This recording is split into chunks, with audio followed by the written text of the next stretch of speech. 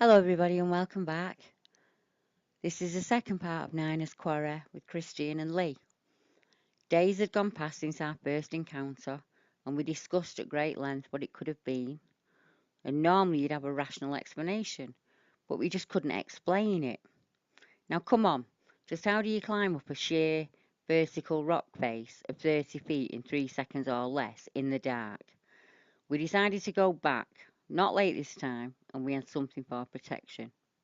My gran, who is sadly no longer with us, used to live on the Broomhill estate in Nottingham, and it's only about half a mile north of Niners, so it was an ideal place to meet. Lee and myself got ready there, and we set off. We were going prepared this time. I had a BSA Meteor air rifle, on which I had underslung a powerful 3D cell torch. Not exactly a 12 gauge, but it felt good to have it as we climbed over my grand's back garden wall and headed for Niners once again. The night was still and quiet as we crossed the fields. We arrived at the quarry about 9:30, and this time mounting the ridge at the east corner, overlooking a pond below us. We made our way back along the ridge, occasionally dropping back into the field due to brambles blocking our path. We didn't go down into the quarry this time. After last time, we just observed from the relative safety of the ridge. Nothing could be seen on the quarry floor, and there was no noise either.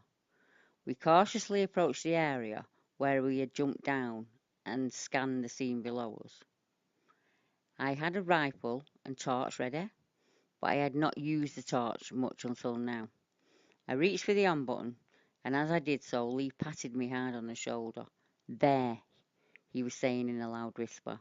I followed his pointing and could see something behind one of the large slabs of limestone. I could see part of it. It looked like the same thing, a dark figure with no features. It kind of had a mesmerizing effect to watch it. It was terrifying, but at the same time fascinating. As I stared at the figure, I could see it appeared to be watching us, and its upper body was heaving like it was out of breath and gasping for air, as if it had been running hard. Again, as if a spell was broken, I turned the torch on, and the beam was very bright and lit up the area well. I swung the rifle round towards the figure. I remember thinking, right, this is it, we're going to see what it is. And as the beam drew near the figure, the torch suddenly went out. I frantically pressed the on-off button to no avail, banged the torch on my palm, but that didn't work either. It was just dead, and I had specifically put new batteries in for this night. Our fear was reaching boiling point, and the figure was still there and could attack at any moment. I couldn't fire at something if I didn't know what it was, so I aimed at the rock that was behind it. I indicated to Lee to run as soon as I fired, and I didn't hesitate. I just fired the warning shot and didn't wait for any consequences. I heard the pellet hit the rock, and that was it. We were off, across the field, sprinting to my grand's house.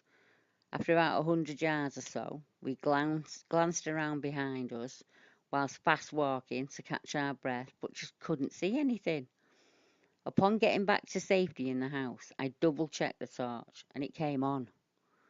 I flicked the switch off and on several times, and it worked every time. What caused this malfunction? And was that the same figure that we'd originally seen? This time it hadn't tried to approach us. Was this because it was not something strange, but because it knew we had a weapon? I don't know. We would encounter this figure again, several times. In the coming weeks, we continued to visit the quarry, both during the day and at night. We would only see the figure at night times, and only fleetingly. Once, whilst being chased by a large gang, we made our escape via a small patch that led past Niners and out into the fields, and we just got onto this path adjacent to the Broomhill estate, and as I ran, I glanced to my right. The entrance to Niners could be seen through the dark, about 100 yards away. I noticed a dark figure stood perfectly still near the entrance on the main path. It just looked odd. in a sort of hunched over pose. No features could be seen, and it was just black. I only saw it for a few seconds, but that wouldn't be the last time. Until next time, good night.